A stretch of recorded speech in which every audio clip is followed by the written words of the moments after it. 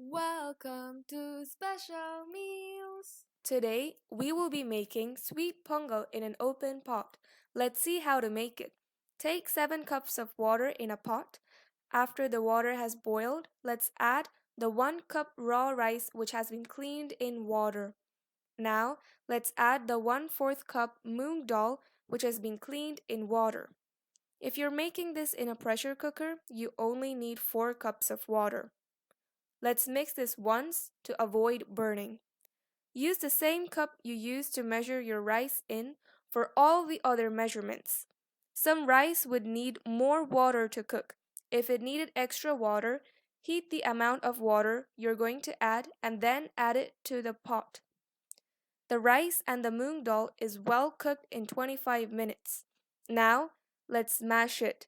If we cook this in a pressure cooker, you will get stickiness from the moong dal and the sweet pongal will get a thick consistency quickly.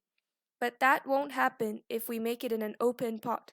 Let's set it aside. Now, let's add half cup water to the 2 cups of jaggery. When measuring the jaggery, press it hard so it is exact and there won't be any gaps. By doing this, we will get the right amount of sweetness. Let it dissolve well. We can see 2 to 3 sizzles. We only need the jaggery to dissolve. We don't need any consistency. Now, let's filter this syrup and pour it to the pot with the rice. Let's mix this. In a mild temperature, let's keep stirring this for about 10 minutes. Now, let's add half the amount of 1/4 cup of ghee we have taken and add this to the pot and stir for about 5 minutes. Now, let's add the half cup boiled milk which has been cooled down and add this to the pot and stir again for 5 minutes. Mix this well. The pongal won't spoil until the next day because we have heated our milk. The milk increases the flavor of the pongal. You can powder the cardamom nicely by adding sugar. So I'm adding 1 teaspoon brown sugar to the 6 pieces of cardamom and have powdered it. Now add this to the rice and mix well. Add a handful of cashews to the rest of the ghee we have and roast it.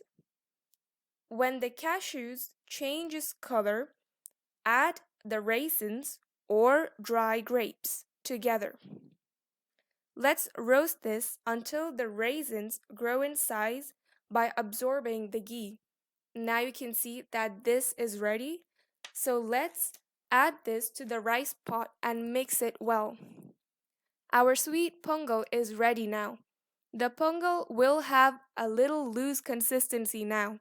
It will get a little thicker consistency after it cools down. When they make sweet pongal in temple, they add a bit of edible camphor. I haven't added it today, but if you want, you could add a small pinch of edible camphor. You can see that in 1 hour, the pongal has cooled down and got the right consistency we need. Try this recipe at home and comment on how it was. If you like this video, subscribe to Special Meals and click on the bell button to be updated with our latest videos.